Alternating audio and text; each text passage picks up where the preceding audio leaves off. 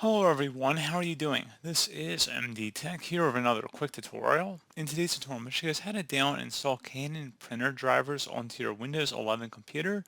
So if you have various Canon printers. So this tutorial will apply for pretty much every Canon printer that they make, and this should hopefully be a pretty straightforward tutorial, and we're going to go ahead and jump right into it.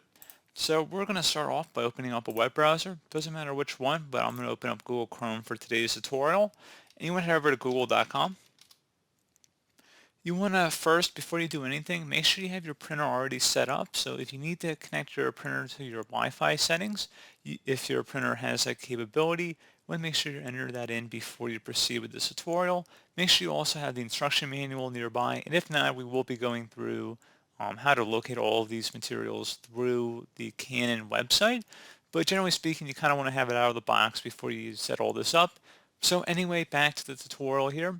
We're going to start by heading over to Google, and you want to just go ahead and search for Canon printer drivers.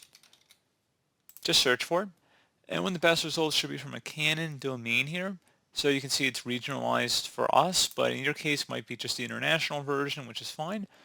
So you can go ahead and search for your product in this list right up in this field, or you can also search by product type.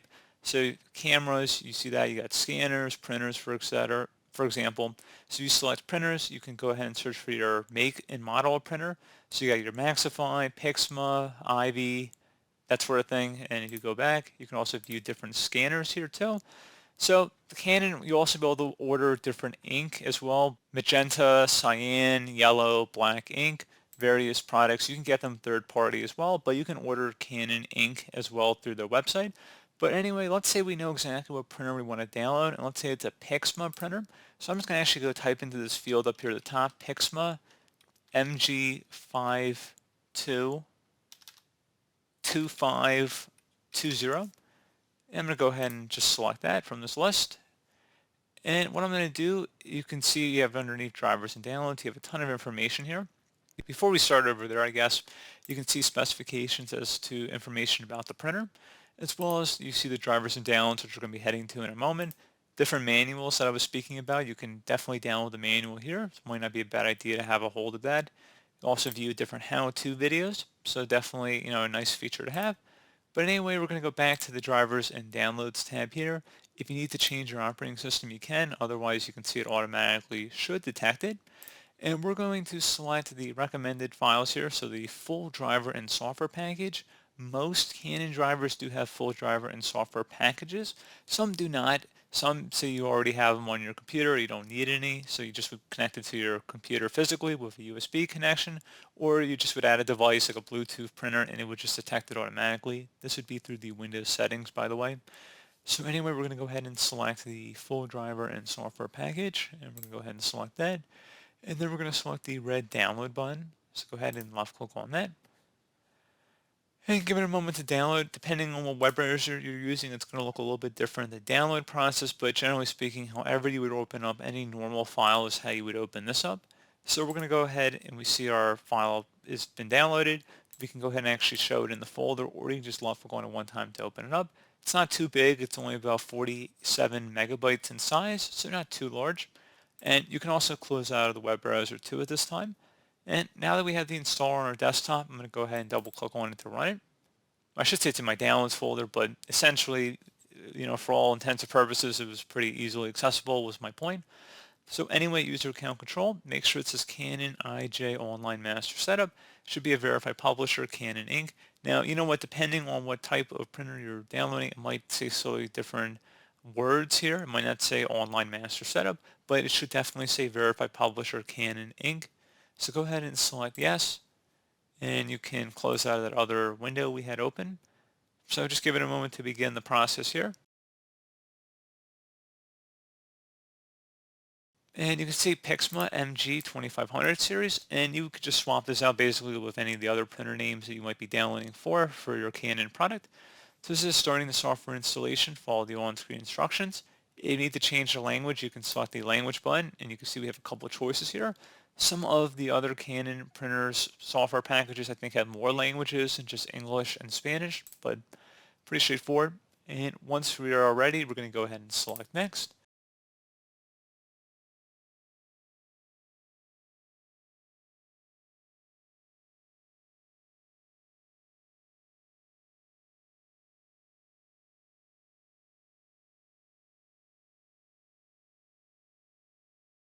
And you can see a software installation list. You can customize this. You don't have to keep them all checkmarked here. It'll obviously affect how much space it's going to use. This one's going to take up about 1.5 to 2 gigabytes in space, but some of them will take up more than others. And you can customize what you want to download. So if you just want to download drivers, you can. Install the user manual, My Printer, Image Garden, Quick Menu, and Easy Web PrintX. You can view different information about each of these items by just hovering over them. So the drivers, that should be pretty self-explanatory. They are necessary to print documents and scan images. User manual explains how to use the machine and supplied software. Troubleshooting information is also provided. You need Internet Explorer 8 or later, which I don't think should be a problem for anybody running Windows XP or newer. My Printer, so it helps resolve printing problems such as smudged printing. You also have My Image Garden, which will allow you to import photos and use them to create and print personalized items such as collages, cards, and calendars. You can also print borderless photos and correct enhance images with simple steps. Use together with Quick Menu to generate recommendations from saved photos. You also have the Quick Menu here, which will allow you to access websites which provide useful information about your Canon product, or helpful websites which support various uses and more. Use together with My Image Garden to activate image display, in which you can display recommendations and photos in a slideshow. And then finally, you also have Easy Web PrintX, which allows you to cut portions of web pages and print them in your own layout. It appears on your browser as a handy toolbar. So you probably can uncheck that honestly, but it says Internet Explorer 7 or later is required. So you can tell how old this printer's probably been around for, honestly. So I'm actually going to uncheck that last option, but you can do that. You don't really use toolbars too much anymore, and most browsers don't even let you actually install toolbars. So, that's kind of gone the way of the dinosaur. And Internet Explorer isn't even on this version of Windows 11, so I don't even know if it actually would do anything. So, pretty straightforward, and we're going to go ahead and select Next. And then you have an end user license agreement. They normally do want you to just look through it, make sure you agree with everything in here, and then you would select Yes. And then it's going to ask, to please allow any, installation processes to be allowed through your antivirus or firewall perhaps. And it gives you a few of the common messages like permit, allow, yes, and unblock. And then once you've agreed to that, you're going to go ahead and select next. And then it will begin the process here. You see our custom installation when we remove that web toolbar. It's about 329 megabytes. So it will take some time to run, obviously depending on your internet connectivity speed. So just give it a moment here.